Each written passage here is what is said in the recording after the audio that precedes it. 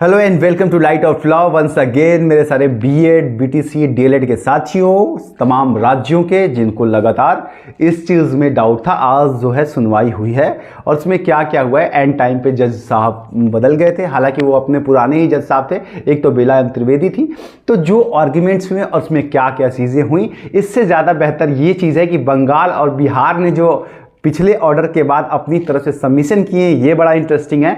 BEd के पक्ष में बिहार खड़ा हो गया है और यहाँ पे ऑनरेबल जस्टिस ने बंगाल की मांग रिजेक्ट कर दी है बीएड को बाहर करने वाली। तो इन सारे पहलुओं पे वन बाय वन करके चर्चा करेंगे। उम्मीद करता हूँ कि आपको स्पष्ट और एक प्रॉपर थिंकिंग समझ में आ जाएगी। देखिए, मैं आपको यहाँ पहले एक चीज़ आप सबको बता दूँ। आप में से कुछ साथी बीटीसी के होंगे, कुछ साथी बीएड के होंगे। आप यहाँ पे एक लीगल चैनल पे आए हैं, तो मैं किसी पक्ष या विपक्ष की बात यहाँ नहीं कर रहा हूँ। मैं सिर्फ लीगल एस्पेक्ट में जो कार्रवाई हुई उसके ऊपर आपसे बात करूँगा और उसमें क्या डायरेक्शंस हुए हैं और क्या अगली चीज़ें हो रही हैं, इन सारे पहलू पे ही बात करूँगा। इसलिए मुझे किसी भी खेमे से ना जोड़ा जाए तो बेहतर है, क्योंकि आप में से जो साथी आपके मन की बात नहीं होगी तो आप मुझे गालियां देंगे और वो मुझे पसंद नहीं है। तो बेहतर है कि आप थोड़ा सा एक पैरेलल डायमेंशन में रहें और चीज़ों को ठीक तरीके से समझें। चलिए अब बात करते हैं। आपके ये कहना इसलिए ज़रूरी था कि आज की दुनिया ऐसी हो गई है कि आपके कान जो सुनना चाहते हैं, अगर वो कोई सुनाए तो ठीक, ना सुनाए तो आप उसे अपशब्द कह सकते हैं, उससे नाराज़ हो सकते हैं, क्योंकि मनमुटाव बहुत ज़्यादा हो गया है। तो मुझे लगता है इसलिए आप यहाँ पे एक पैरेलल सुन लीजिए कि क्या क्या चीज़ें हुई हैं। चलिए अब बात कर लेते हैं पूरे केस के मामले की कि क्या क्या हुआ है। इससे पहले एक और निवेदन है कि अगर आप चैनल पे नए हैं तो प्लीज़ सब्सक्राइब करके जाइएगा। इससे मुझे थोड़ा मोटिवेशन मिलता है कि मैं निष्पक्ष अपनी बात आप सब तक पहुँचा पाता हूँ और सारी चीज़ें ठीक तरीके से क्लियर कर पाता हूँ। इसलिए आप अगर चैनल पर नए हैं तो प्लीज़ सब्सक्राइब करके जाइएगा, ये मेरा आपसे निवेदन है। अब आते हैं आपके केस के ऊपर। देखिए, केस से पहले 17 तारीख को, मतलब कल ही आपको मैं बताऊं 23 तारीख को ऑनरेबल जस्टिस साहब जो है वो बदल दिए गए थे किसी अन्य कारण से। कारण मुझे पता भी है, बस मेडिकली समझ लीजिए। तो अब बेला एम त्रिवेदी और जज साहब जो थे, सुनवाई शुरू हुई। सुनवाई जैसे ही शुरू हुई, इसमें सबसे पहला मांग आ गया था आपके बीटीसी की तरफ से, और वो था बंगाल की तरफ से। बंगाल में बीएड के रिजल्ट को रोकने की मांग की गई थी। जैसे कि उत्तर प्रदेश में रिजल्ट पे रोक लग गया है यूपी टेट के, ऐसे ही बंगाल के रिजल्ट पे रोकने की मांग की गई। और उस चीज़ को जो है मीनाक्षी अरोड़ा वकील साहिबा थी, उन्होंने मांग की और उसको कोर्ट ने डिनाइड कर दिया। बीएड को रोकने की बात कही गई, उसको कोर्ट ने डिनाइड कर दिया। ये चीज़ डिनाइड का मतलब नहीं माना, कोर्ट एग्री नहीं करती है इस बात से। कोर्ट को लगता है कि किसी, अब इसके पीछे आप ये ना सोचिएगा कि सुप्रीम कोर्ट जो है वो बीएड के पक्ष में जाकर के फैसला दे रहा है, नहीं। कोर्ट का ये मानना है कि इंडिविजुअल किसी राज्य के अंदर अगर कोई मामला है, जैसे कि वहाँ रोक लगानी है, बंगाल में बीएड वालों को टेट से बाहर करना है, तो ये वहाँ के हाई कोर्ट का फैसला पहले होना चाहिए, बाद में सुप्रीम कोर्ट का फैसला है। इसलिए कोर्ट ने अपने पावर को चाहता तो कर सकता था, लेकिन कोर्ट ने ये उस हाई कोर्ट के ऊपर छोड़ा और इसलिए इस मामले में बीएड के पक्ष में ही बात रही और उन्होंने जो है टेट पे रोक नहीं लगाया बंगाल में। ठीक है, ये बात आपको समझ में आ गई। दूसरी चीज ये थी कि पूरे राज्यों में से बिहार पे भी पिछले जब आया था तो बिहार को लेकर के डीएलएड के साथियों ने एक मांग कर दी थी कि बीएड को बाहर किया जाए, क्योंकि अब एग्जाम होने वाला है।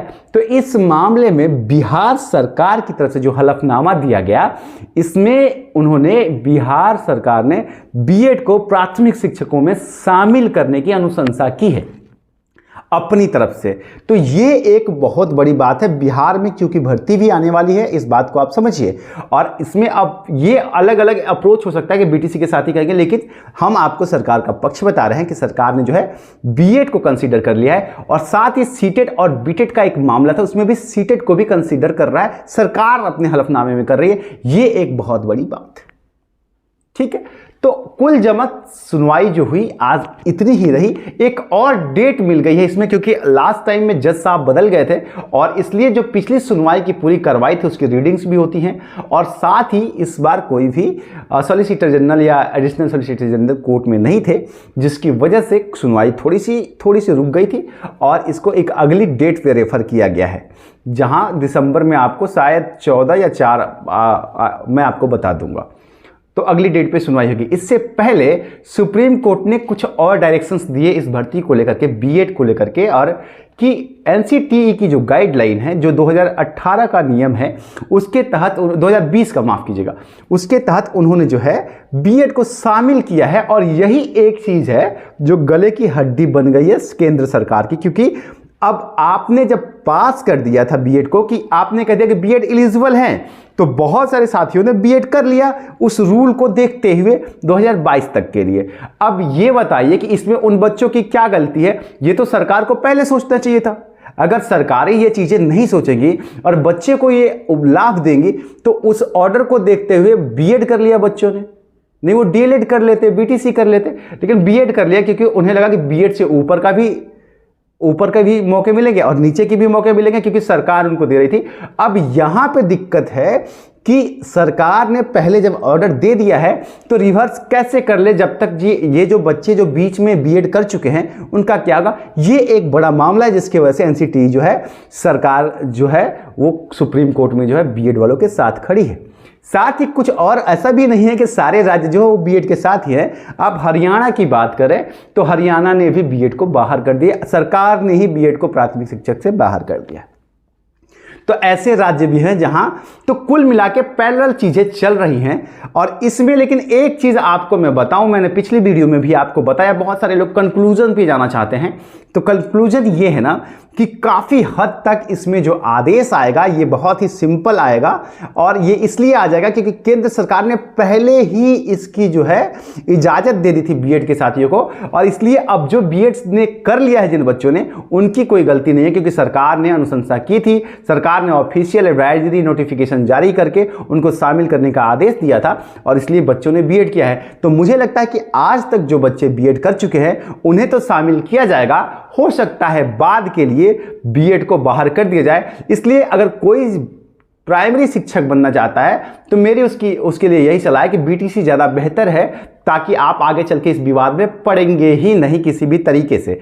बाकी आप सबकी मर्जी है। कुल जमा कोर्ट में आज का भी माहौल एक तरीके से देखा जाए तो देखिए, बीटीसी के जो वकील थे उन्होंने जो भी वेवर मांगा कोर्ट ने उसको रिजेक्ट कर दिया, क्योंकि बंगाल के मैटर पे रिजेक्ट कर दिया। साथ ही यहाँ पर स्टे की मांग की गई, बिहार के लिए वो भी नहीं मिला। तो कुल मिला के जहाँ भी बीएड के पक्ष की बात थी तो वहाँ आज कोर्ट ने डिनाई करके बीएड के पक्ष में ही अपना फैसला एक तरीके से रखा है, थोड़ा सा टिल्ट रखा है, और बीटीसी की मांगों को इस बार नहीं माना है। अगली सुनवाई में जब सारे राज्यों के हलफनामे दायर हो जाएंगे और फिर एक बड़ी सुनवाई होगी, तब जाकर के आपको एक बड़ा पिक्चर देखने को मिलेगा, और मैं आप लोगों के बीच में फिर इसी तरीके से स्पष्ट तौर पर आप लोगों को चीज़ें समझाने जरूर आऊँगा। चैनल पे नए हैं तो सब्सक्राइब करके रखिएगा, आपको इसी होलिस्टिक अप्रोच के साथ पूरी चीज़ें मैं ठीक से कवर करके दे दूंगा। तब तक के लिए आप सब अपना ख्याल रखिए, मिलता हूँ तब तक के लिए।